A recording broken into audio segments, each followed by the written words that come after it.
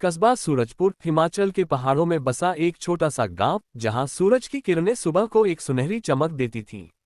लेकिन गांव वाले एक अजीब सी बात पर यकीन करते थे, सुबह पर भरोसा मत करो। ये कहावत पीढ़ियों से चली आ रही थी। कोई नहीं जानता था कि इसका असली मतलब क्या था, लेकिन हर कोई इसे मानता था। बच्चे इसे खेल खेल में दोहराते और बड़े इसे डर के साथ। रात को गांव में सन्नाटा छा जाता और सुबह की पहली किरण के साथ लोग अपने घरों से बाहर निकलने से पहले 2 बार सोचते। कहानी शुरू होती है एक युवा पत्रकार अखिल शर्मा के साथ, जो दिल्ली से सूरजपुर आया था। उसका मकसद था इस रहस्यमयी कहावत की सच्चाई को उजागर करना। अखिल को पुरानी कहानियां, भूत प्रेत और रहस्य हमेशा से आकर्षित करते थे।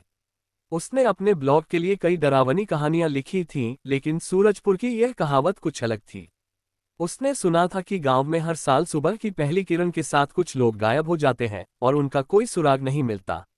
अखिल सूरजपुर के एक पुराने गेस्ट हाउस में ठहरा। गेस्ट हाउस का मालिक बूढ़ा रामलाल उसे देखकर थोड़ा घबराया।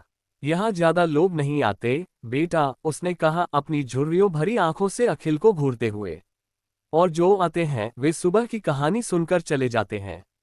वही तो मैं जानना चाहता हूँ चाचा, अखिल ने मुस्कुराते हुए कहा। ये सुबह पर भरोसा मत करो का क्या मतलब है? रामलाल ने एक गहरी सांस ली और कहा, सुबह की किरणें यहाँ की हर चीज को छूती हैं, लेकिन कुछ को वे निगल भी लेती हैं। जो सुबह को बाहर निकलता है वो शायद कभी वापस न आए। अखिल ने इसे एक अंधविश्वास समझा और अपने कमरे में चला गया। रात को उसने अपने नोट्स में लिखा, सूरजपुर का रहस्य शायद कोई पुरानी कहानी है जिसे लोग डर की वजह से सच मानते हैं। कल सुबह मैं खुद देखूंगा कि इसमें कितनी सच्चाई है। सुबह 4 बजे अखिल की नींद खुली। बाहर घना कोहरा था और हल्की हल्की ठंडी हवा चल रही थी। उसने अपने कैमरे और रिकॉर्डर को तैयार किया और गेस्ट हाउस से बाहर निकल गया। गांव की गलियां सूनी थीं। कोई भी बाहर नहीं था। सूरज की पहली किरण अभी तक नहीं आई थी, लेकिन कोहरे में एक अजीब सी चमक थी, जैसे कोई अदृश्य रोशनी हवा में तैर रही हो।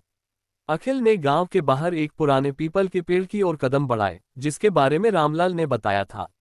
गांव वाले मानते थे कि यह पेड़ सुबह की रानी का घर है, एक ऐसी आत्मा जो सुबह की पहली किरण में जागती है। अखिल को ये सब हास्यास्पद लग रहा था, लेकिन वह उत्साहित था। जैसे ही सूरज की पहली किरण पीपल के पत्तों से छनकर जमीन पर पड़ी, अखिल ने एक अजीब सी आवाज सुनी। यह न तो हवा थी, न ही किसी जानवर की आवाज। यह एक फुसफुसाहट थी, जैसे कोई उसका नाम पुकार रहा हो। अखिल, अखिल। उसने इधर उधर देखा, लेकिन कोई नहीं था। उसका दिल तेजी से धड़कने लगा। उसने अपने कैमरे को चालू किया और रिकॉर्डिंग शुरू की। अचानक कोहरे के बीच से एक आकृति उभरी। यह एक औरत थी, जिसके लंबे काले बाल हवा में लहरा रहे थे। उसका चेहरा धुंधला था, लेकिन उसकी आंखें चमक रही थीं, सुनहरी, जैसे सूरज की किरणें उनमें कैद हों। अखिल ने पीछे हटने की कोशिश की, लेकिन उसके पैर जैसे जमीन से चिपक गए।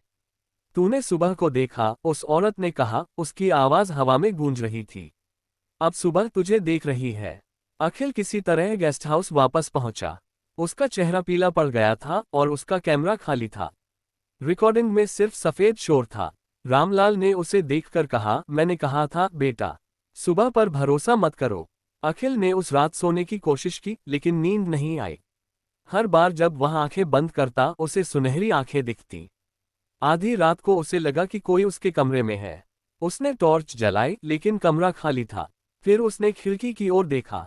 बाहर कोहरे में वही औरत खड़ी थी, उसे घूर रही थी। तूने मुझसे वादा किया था, उसने कहा, और गायब हो गई। अखिल का दिमाग घूम रहा था। उसने कभी कोई वादा नहीं किया था, लेकिन उसकी यादें धुंधली हो रही थीं। उसे लग रहा था जैसे वह पहले भी सूरजपुर आ चुका हो, जैसे वह उस औरत को जानता हो। अगली सुबह अखिल ने फैसला किया कि वह गांव छोड़ देगा। लेकिन जैसे ही वह गेस्ट हाउस से बाहर निकला, कोहरा इतना घना था कि उसे कुछ दिखाई नहीं दे रहा था। उसने अपनी गाड़ी की चाबी निकाली, लेकिन तभी उसे फिर वही फुसफुसाहट सुनाई दी। अखिल, तू नहीं जा सकता। वह दौड़ता हुआ पीपल के पेड़ की ओर गया, ये सोचकर कि शायद वहां कोई जवाब मिले। पेड़ के नीचे उसे एक पुराना ताबीज मिला, जिस पर कुछ अजीब से निशान थे।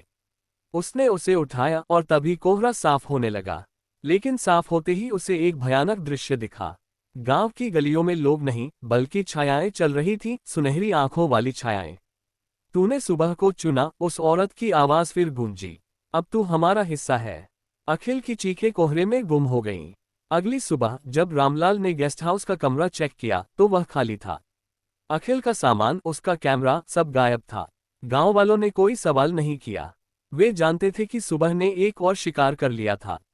सूरजपुर में आज भी लोग कहते हैं, सुबह पर भरोसा मत करो, क्योंकि सुबह की किरणें सिर्फ रोशनी नहीं लाती, वे कुछ ले भी जाती हैं।